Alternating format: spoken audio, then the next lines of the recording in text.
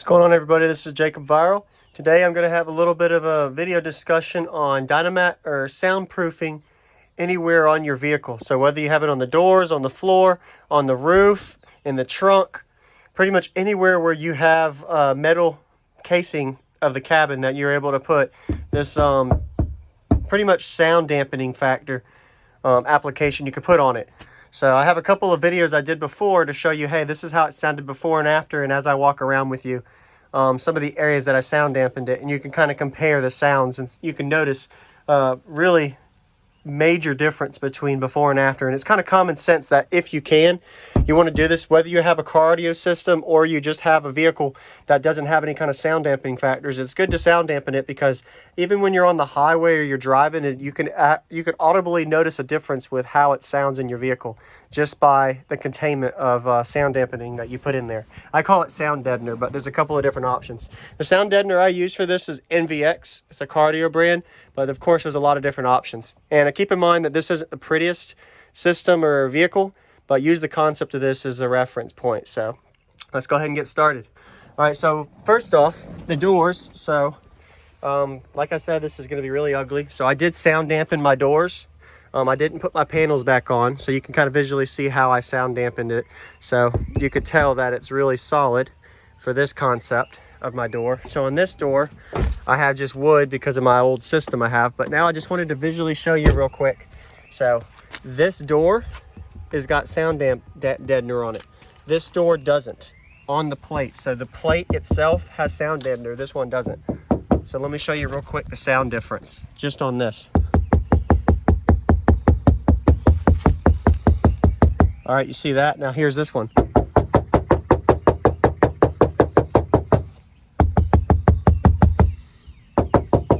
You can see the difference. It sounds like a metal cling, and that's what's happening inside of your vehicle when you have bass playing.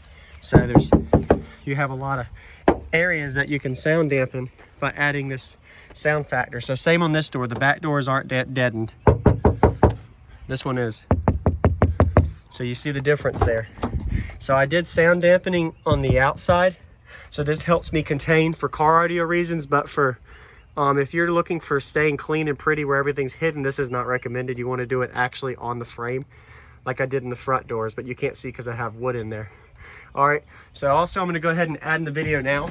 This is the part here where I just added, I had a video that I'm about to show you now, before and after. So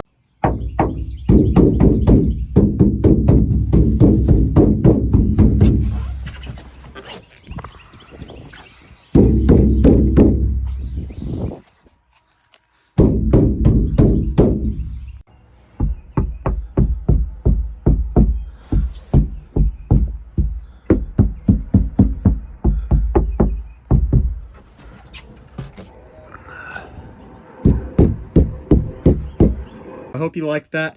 You got to see how it sounded before and after with me adding 2 layers of deadener in here. So you could tell the difference, major difference between before and after. And if you have any kind of system like my build is, check out my channel for videos on it if you haven't already.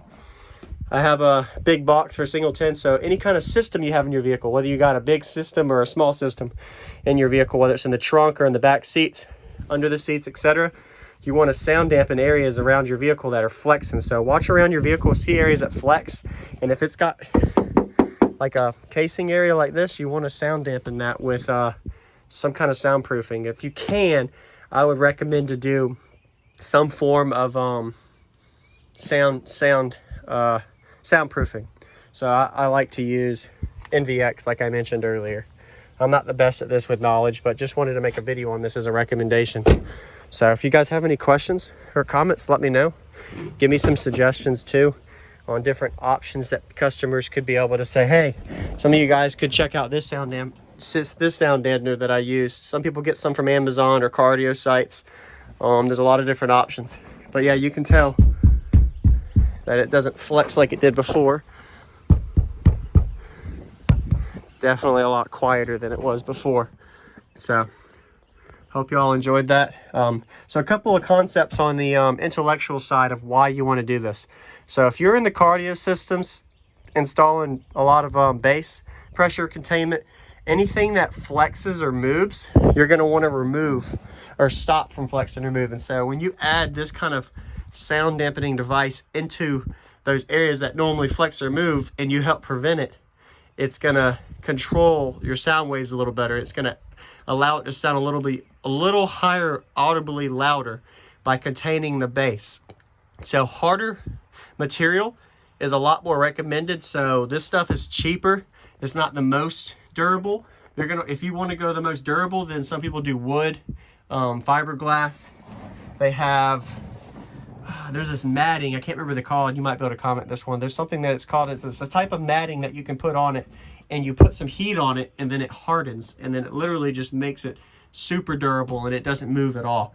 But stuff like that is what you want to do on your system for, if you have a system to where you're preventing flex. But if you're not worried about flex, then this stuff works like a charm for just sealing and containing the output from outside your vehicle.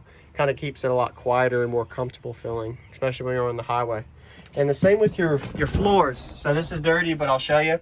So my floors, I added it in there. You can tell it's been worn out from just wear over time, but anywhere that there's a lot of sheet metal, I just added in framework to cover it up with the sound deadener. So, and that's the video. Thanks for watching. Subscribe if you haven't already. Like the video and give some feedback to the guys to let them know, hey, this is what I did with sound deadener. Later.